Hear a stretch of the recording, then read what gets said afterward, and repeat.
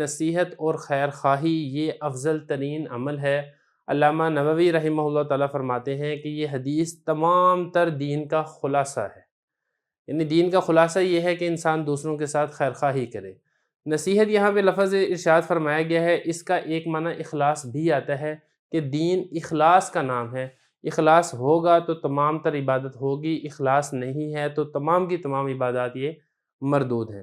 بعض حضرات خاص طور پہ علامہ ابن دقیق العید رحمہ اللہ تعالیٰ، اسی طرح علامہ خطابی نے یہ بھی کہا ہے کہ نصیحت کے معنی ادا کرنے کے لیے کلام عرب میں کوئی لفظ نہیں ہے جس سے اس کا مکمل طور پر معنی ادا کیا جا سکے، لیکن بعض علماء یہ فرماتے ہیں کہ عرف میں نصیحت اس کو کہتے ہیں خلوص اور محبت کے ساتھ کسی کو کوئی خیر کی بات بتائے، تو اردو میں اس کا قریب ترین ترجمہ وہ خیر خواہی ہی کیا جا سکتا ہے۔ مطلب تمام قسم کی خیر خواہی یہ دین کے اندر داخل ہے۔ کوئی سلام کرے تو اس کا جواب دو، یہ بھی خیر خواہی ہے۔ کوئی بیمار ہو تو اس کی عیادت کریں، یہ بھی خیر خواہی ہے۔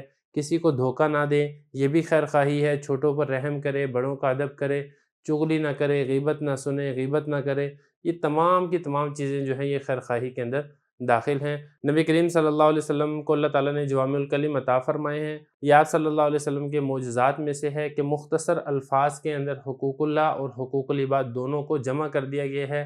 تو مطلب یہ ہے کہ ہمیں دوسروں کے ساتھ خیر خواہی کرنی چاہیے، اپنی مفاد کے لیے دوسروں کا نقصان نہیں پہنچانا چاہیے۔ یہ چیز وہ ہے جس کی آج کل کے دور کے اندر مسلمانوں میں بہت زیادہ یہ کمی ہے۔